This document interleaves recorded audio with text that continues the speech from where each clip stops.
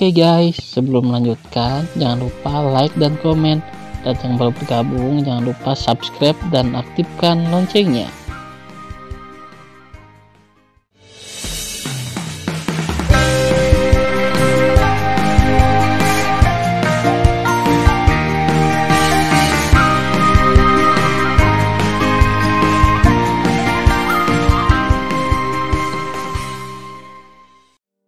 Episode 486.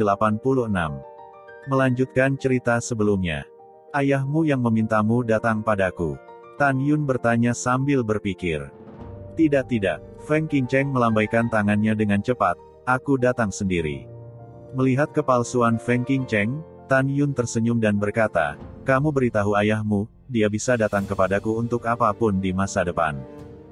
Setelah itu, Tan Yun melambaikan tangan kanannya.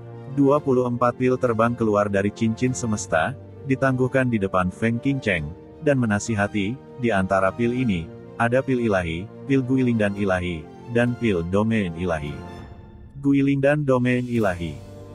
Kamu sekarang berada di tingkat ke-8 dari alam ilahi. Setelah mengambil 2 pil ilahi dan 2 pil Guiling dan ilahi, Anda dapat menembus kesempurnaan agung alam ilahi dan dipromosikan ke tingkat pertama domain ilahi. Kemudian Anda akan meminum 1 pil masing-masing untuk setiap tingkatan. Pil domain ilahi dan pil Guiling dan domain ilahi. Dengan cara ini, jika kamu berlatih dalam senjata ajaib ruang dan waktu, kamu dapat dipromosikan ke tingkat domain ilahi paling lama 8.000 tahun.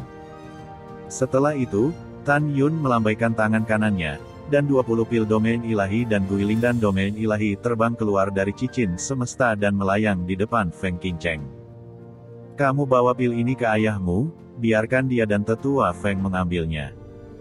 Mendengar pidato itu, Feng Qingcheng terkejut dan sering gemetar. Jelas, dia tahu bahwa pil yang diberikan oleh Tan Yun telah lama hilang. Setelah shock, Feng Qingcheng merasakan arus hangat di hatinya, dan kemudian matanya memerah dan menangis. Memang Feng Tianlun yang memintanya, putri yang berharga ini, untuk datang dan bertanya kepada Tan Yun bagaimana memajukan tingkatan ranahnya. Dia gelisah ketika dia datang. Bagaimanapun, dia meminta kekuatan lain. Cara untuk mempromosikan ranah adalah hal yang tabu. Dia pikir Tan Yun akan bersikap dingin padanya. Dia tidak menyangka Tan Yun akan memberi dirinya begitu banyak pil. Berapa umurmu? Jangan menangis. Tan Yun berkata sambil tersenyum. Aku hanya tersentuh. Feng Qingcheng cemberut mulut ceri kecilnya, dengan air mata, dan membungkuk dalam-dalam kepada Tan Yun. Tan Yun, terima kasih banyak. Saya benar-benar ingin berterima kasih kepada Anda, sehingga saya dapat dengan cepat retret dengan pil dan membunuh lebih banyak musuh di masa depan. Baiklah, kalau begitu aku akan pergi untuk mundur.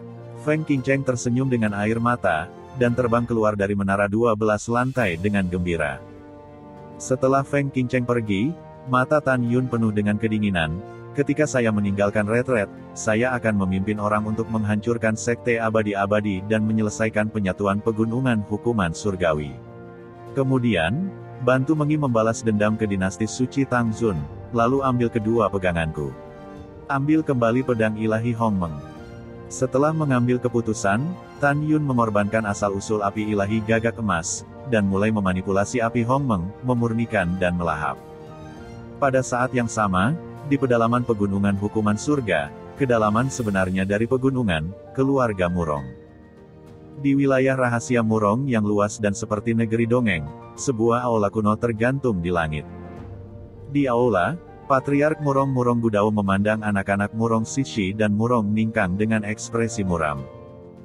Di sisi kiri dan kanan aula, ratusan tetua di tingkat domain ilahi berdiri dengan hormat, memandangi Murong Gudao. Murong berkata dengan suara yang dalam, menurut laporan mata-mata, Tan Yun membawa orang untuk menghancurkan istana peri abadi. Melawan kekuatan tertinggi Huang Fusengsong, dari ketidakjelasannya sebelum menjadi blockbuster sekarang, apa yang kalian katakan ini membuktikan.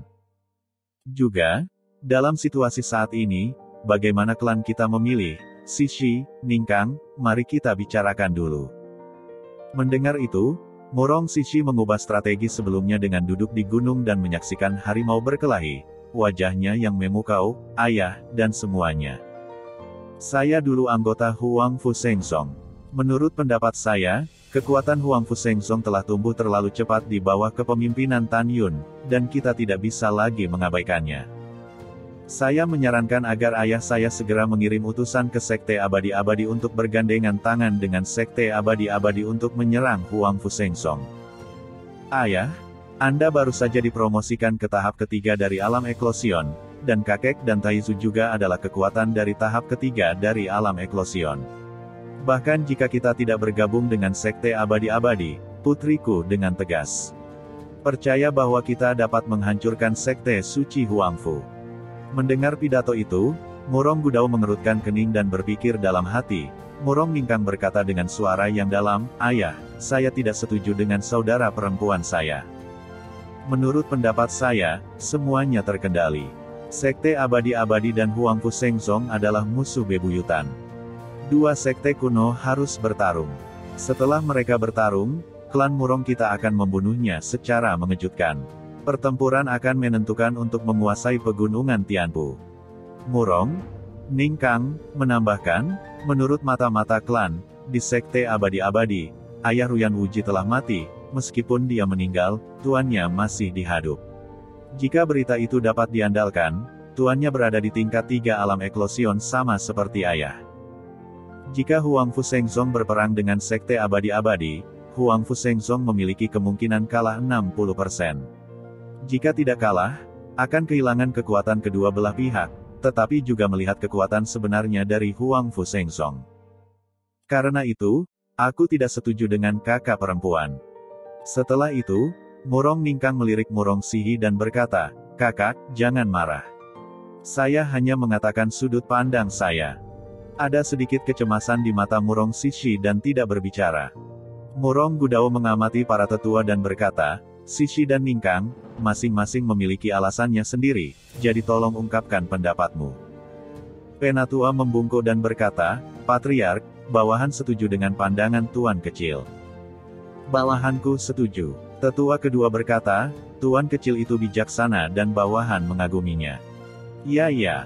90% tetua mengatakan bahwa mereka pikir taktik Murong Ningkang adalah yang terbaik." 3 tetua berkata dengan kata-kata yang benar, "Patriark, wanita tertua telah berada di Huang Fu Sengsong selama beberapa dekade. Bawahan saya percaya bahwa penilaian wanita tertua adalah yang paling benar. Segera, hanya seorang lelaki tua yang mengatakan bahwa strategi wanita tertua adalah kebijakan terbaik." Murong Gudao berpikir sedikit, lalu sesuai dengan rencana Tuan Muda, tunggu sampai Sekte Abadi-Abadi dan Huang Fu Sengsong kehilangan kedua belah pihak. Sebelum suara Murong Gudao jatuh, dia diinterupsi oleh Murong Sishi dengan cemas, "Ayah, kamu tidak bisa melakukan ini." Murong Sihi tiba-tiba melihat ke belakang, menatap 9 penatua, dan berkata dengan marah, "Apa yang kamu tahu? Kamu tidak mengerti Huang Fu Sengsong, karakter kejam macam apa Tan Yun yang baru diangkat. Usianya yang sebenarnya sekarang adalah 80-an. Menurut laporan mata-mata, ketika dia membawa orang untuk menyerang Istana Peri Abadi, dia sudah menjadi kekuatan tingkat 4 domain ilahi, dan ketika dia membawa tunangannya di dinasti Nangong, dia hanya berada di tingkat 8 alam ilahi. Kekuatannya meningkat dengan cepat. Menurut keadaan normal, bahkan jika dia telah berkultivasi selama 5.000 tahun dalam senjata ajaib ruang dan waktu, dia tidak bisa naik dari tingkat ke-8 ilahi ke tingkat 4 domain ilahi. Bukannya kamu tidak tahu, setelah mencapai tingkat ke-8 alam ilahi, jika kamu ingin meningkatkan ranahmu, kamu tidak bisa retret begitu saja. Tapi Tan Yun melakukannya. Saya ragu bahwa Huang Fu Sengsong memiliki semacam pil untuk meningkatkan kekuatan mereka. Kalau tidak, bagaimana bisa begitu banyak orang kuat di domain ilahi muncul? Ayah. Murong Sishi berlutut di aula dengan lutut berat, air mata berlinang, dan berdebat dengan alasan, "Ayah, tolong dengarkan putrimu sekali, benar-benar tidak bisa memberi Tan Yun kesempatan untuk tumbuh dewasa. Jika kamu mendengarkan para tetua ini, kamu akan mendorong keluarga Murong ke kehancuran. Tolong, bahkan jika kamu tidak bergabung dengan Sekte Abadi-Abadi, kamu harus segera menyerang Sekte Huang Fu Sengsong." Mendengar ini, tetua berlutut dengan malu, "Patriark, wanita tertua bingung, dia mengolah aspirasi orang lain dan menghancurkan prestisenya sendiri. Kemudian, 9 tetua berlutut dan menentang Murong Sishi. Murong Gudao memandang Murong Siso, matanya dipenuhi dengan kekecewaan. Sishi, kamu tidak harus berpartisipasi dalam pertemuan para tetua lagi di masa depan, kamu dapat mundur. Ayah, Murong Sishi menggelengkan kepalanya, kamu tidak bisa mendengarkan mereka. Diam, Murong Gudao sangat marah, keluar. Murong Sishi menutup matanya, perlahan bangkit, dan berjalan keluar dari aula dengan putus asa. Ketika dia melangkah keluar dari aula, dia tiba-tiba melihat ke belakang, menatap para tetua yang menentangnya, dan berkata dengan dingin, keluarga Murong akan dihancurkan cepat atau lambat. Di tangan kalian orang-orang bertele-tele. Dan ayah, putriku tidak berniat menyinggungmu. Putriku hanya ingin mengatakan, keputusanmu hari ini adalah tumbuh di tengah gunung harimau dan memasuki mulut harimau di masa depan. Murong Gudao sangat kecewa dengan Murong Sishi saat ini, kamu berani mengatakan itu sebagai seorang ayah, keluar. Wow, Murong Sishi menutup bibirnya, berbalik dan pergi sambil menangis. Di aula, Murong Ningkang berbalik, dan ketika dia mengejar Murong Sishi, Murong Gudao berteriak, berhenti. Murong Ningkang berhenti dengan patuh. Murong Sishi naik ke puncak alam rahasia sendirian, menatap matahari terbit dan bergumam, kenapa kamu tidak mendengarkanku? Kenapa? Kenapa? Scene berganti. Pada saat yang sama, dinasti suci Tuoba, Istana Tuoba. Di kuil Jinluan, Tuan Tuoba sedang mendiskusikan urusan negara dengan Pangeran Tuoba Lin dan Jenderal Marsekal dari ekspedisi Timur Tuoba Weng. Pada saat ini, ayah mertua Liu dengan hormat memasuki kuil dan berkata, Tuan, wakil wali kota-kota abadi, datang. Cepat, masuk. Raja suci Tuoba tampak penuh harap. Dongyong adalah utusannya yang dikirim ke Huangfu Shengzong untuk merundingkan perdamaian. Dia secara alami mengharapkan Dongyong untuk membawa kembali kabar baik bahwa Tan Yun menyetujui perdamaian. Pada saat ini, Tuoba Lin dan Tuoba Weng saling memandang. Mereka bertukar mata dengan cepat. Aku tidak tahu apa yang mereka pikirkan. Tetapi tidak sulit untuk melihat bahwa keduanya tidak ingin bernegosiasi sama sekali. Tidak lama kemudian, Dongyong memasuki kuil dengan tampilan yang serius. Wakil wali kota, bagaimana pembicaraan damainya? Raja Tuoba bangkit dari kursi naga dan bertanya dengan tergesa-gesa. Sayang, Dongyong menghela nafas dan membungkuk, Raja, bawahan tidak kompeten dan belum membicarakannya. Lord Tuoba mengerutkan kening, duduk perlahan dan berkata, katakan padaku, apa yang Tan Yun katakan. Dongyong berkata dengan jujur, Yang Mulia, Tan Yun tidak melihat bawahan. Itu Tuoba Yingying, wakil pemimpin Huangfu Shengzong. Biarkan bawahan menyampaikan kata-kata kepada Anda dan putra mahkota. Dia berkata bahwa ketika putra mahkota berpura-pura menjadi Tan Yun dan membunuh Dantai Xuanzongdi, kami adalah musuh bebuyutan. Dia juga bilang, Dongyong ingin berhenti bicara. Apalagi yang dia katakan? Dongyong mengeraskan kepalanya dan berkata, dia juga berkata bahwa dia akan menghancurkan dinasti suci Tuoba dalam 30 tahun, dan kemudian menggantung tubuh pangeran di atas gerbang kota kekaisaran. Tanpa menunggu Tuan Tuoba berbicara, Yin dan Yang dari Tuoba Lin yang aneh, dengan wajah feminin dan cantik, tiba-tiba terdistorsi, dan dengan tegas berkata, Ayah, dinasti suci Tuoba kita memiliki leluhur pemujaan di tingkat eklosion. Kami tidak takut pada sekte Huangfu Shengzong. Diam. Raja Tuoba tiba-tiba dengan marah menunjuk Tuoba Lin, kamu tidak berguna sehingga kamu mengacau. Kamu tidak memiliki kemampuan untuk menaklukkan Huangfu Shengzong pada awalnya. Jangan bertindak gegabah. Sekarang, aku memiliki musuh bebuyutan dinasti Namong di barat. Sekarang aku ingin mencegah Huangfu Shengzong membunuhku. Pada saat itu, kamu akan diserang dari kedua sisi. Katakan padaku bagaimana menghadapinya. Mendengar ini, Tuoba Lin mengutuk dalam hatinya, hal-hal lama, bukankah Anda yang membiarkan saya masuk ke Huangfu Shengzong, sekarang Anda mendorong tanggung jawab pada saya. Tuoba Lin menekan kemarahan di dalam hatinya, dan dengan hormat berkata, Ayah untuk menenangkan amarahnya, ada rencana, saya berpikir itu layak. Mengatakan, Tuan Suci Tuoba hampir meraung. Tuoba Lin dengan hormat berkata, "Ayah, Tan Yun membunuh permaisuri Namong. Dia adalah musuh bebuyutan yang sama dengan dinasti suci Namong. Seperti kata pepatah, musuh-musuh adalah teman." Merundingkan gencatan senjata, dan bergabung untuk melawan Huang Fusengsong. Raja Tuoba sangat marah ketika dia mendengar pidato itu.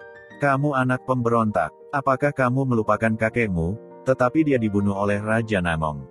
Aku keluarga kerajaan Tuoba, bagaimana kamu bisa melupakan aib keluarga dan negaramu? Keluar dari sini." Mendengar pidato itu, Tuoba Lin membungkuk dan menarik napas dalam-dalam. "Ayah tenang, dan anak akan pergi." Setelah itu, ketika Tuoba Lin berbalik dan melangkah keluar dari kuil, niat membunuh melintas di matanya. "Kamu juga mundur." Tuan Tuoba melambaikan tangannya ke arah Tuoba Weng. "Bawahan mundur." Begitu Tuoba Weng meninggalkan kuil Jinluan, suara Tuoba Lin terdengar di benaknya, "Marsekal Ekspedisi Timur, silakan pergi ke istana pangeran untuk memberi komentar." Setengah jam kemudian, aula pangeran. Tuoba Lin menatap Tuoba Weng dan berkata, "Anda adalah orang kepercayaan putra mahkota. Sudah waktunya bagi Anda untuk melakukan beberapa hal." "Yang mulia, apa yang bisa saya lakukan untuk Anda?" kata Tuoba Weng. Tuoba Lin berkata dengan dingin, "Ketika putramu, Jenderal Senwu Tuoba Qingtian, dan putra mahkota berada di Huang Fusengsong, mereka dibunuh oleh Tan Yun. Kemudian, Tan Yun mendobrak wilayah udara kota kekaisaran kita dan membunuh Jenderal Sanwu. Kedua putramu meninggal di tangan Tan Yun. Dengan darah dan darah seperti itu, apakah kamu ingin berdamai dengan Huang Fusengsong?" Tuoba Weng mengepalkan tangannya, menggertakkan giginya dan berkata, "Tentu saja bawahannya tidak mau, tapi..." Tuoba Lin mencibir, "Ayah sudah tua, saatnya turun tahta." Setelah itu, kata-kata Tuoba Weng berikutnya membuat Tuoba Weng hampir terduduk di tanah ketakutan. Tuoba Lin tersenyum muram dan berkata, "Malam ini, Anda akan membunuh semua keluarga kerajaan Tuoba saya tanpa ampun, dan menyalahkan Huang Fusengsong. Adapun ayahku, pangeran akan melakukannya sendiri malam ini." Tuoba Weng melebarkan matanya dan tampak terkejut. Dia tidak pernah berpikir bahwa Tuoba Lin akan membunuh saudara laki-laki dan ayahnya dengan sangat gila. "Apakah kamu punya pendapat?" Tuoba Lin menjulurkan jari anggrek dan menunjuk Tuoba Weng yang belum tenang.